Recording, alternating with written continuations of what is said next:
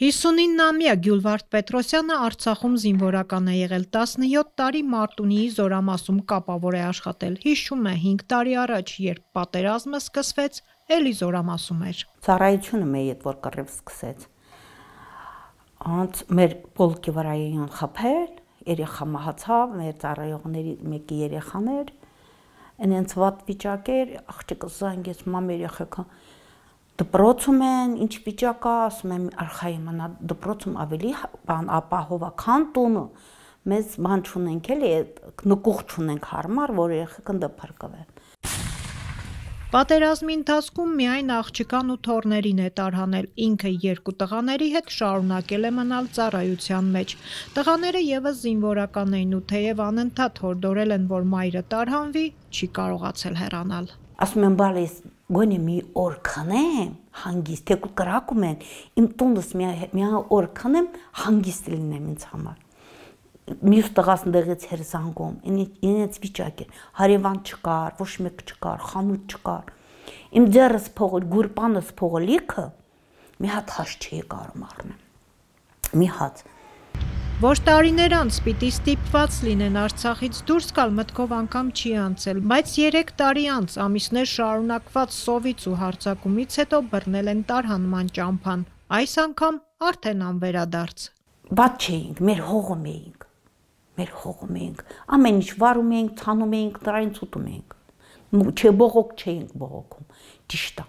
բայց չէինք պատկերացնում, որ պիտի դուրս գանք, վերջ օրն էլի չէի հավատում, վերջ օր դուրս են գալիս, էլի չէի հավատում, սաղ դուրս էին եկել Մարտակերտը, դուրս էր եկել Ստեփանակերտ, սաղ դուրս են եկել Մարտունին վերջում դուրս եկա, վերջում, մի կերպ գարյուչին ջարինք 8 լիտր բենզին տվին, տեղից գնանք Ստեփանակերտից կտան օրից 15-ը, մի կերպ դուրս եկանք։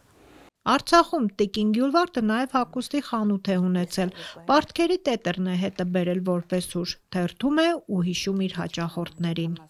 Տետր ունեի, պարտքի տետր, սենց, հիմի էդ եմ հուշի նման բերել եմ, պաշտի 5 միլիոնի պարտքա, մեկին չեմ ասել, իմ պարտքը ստուր, մեկին, ասել եմ երեխեքս, որ սաղ դուրս կան, էդի հերիքա, իրենց մատաղ։ Ասեմ, աշոտ, 60 քանի հազար, որը տվել են ճնջել եմ թող, վերջում նորից գրել եմ, եսի 129,000։ 4 պատերազմի միջով անցած կինը կրտսեր որդու ընտանիքի հետ արդեն 1 տարի է հաստատվել է Շիրակի մարզի Առափի գյուղում։ Տունը սեփական միջոցներով է գնել, քանի որ աջակցության ծրագրի շահառու չի եղել։ Գյուղում հիմա հող են մշակում, արդեն նաև ջերմոց են հիմնել։ Թեպետ ջերմուկում տուն ունեն, բայց վախենում են այնտեղ ապրել։ 3 տարի առաջ ադրբեջանական զորքը նաև այդտեղ էր հասել։ Բերք ստացել եք։ Հա, բերք ստացել ենք, լավ լոբի ենք ծախել, բարոնք ենք ծախում, հիմիել ենք ծախում, բայց ինքան չի, ինչքան։ Առաջի տարիներ ուշվարեցինք, ուսցանեցինք էլի, դե մյուս տարի երևի ավելի լավ կլինի։ Տղաս ուզում է մի քիչ մեծացնի, որ ձմեռը ոչինչ բան չլինի անելու, գոնե էդի բան կանի էլի։ Շիրակի ցուրտ ձմռան հետ միայն դեռ չեն հարմարվում, թեպետ արդեն նոր տուն ունի, բայց միևնույն է, իր Արցախի տունն է կարոտում։ Բայց մի բանով լավ էր, որ դեղ էինք, մեր տունն էինք։ 6 ամիս առաջ երկրորդ թոռն է ընտանիքում ծնվել, թոռների հետ Արցախի բարբառով է խոսում, ասում է հայրենիքից միայն դա է բերել ու հիշողություններ, որ երբեք չի մոռանա։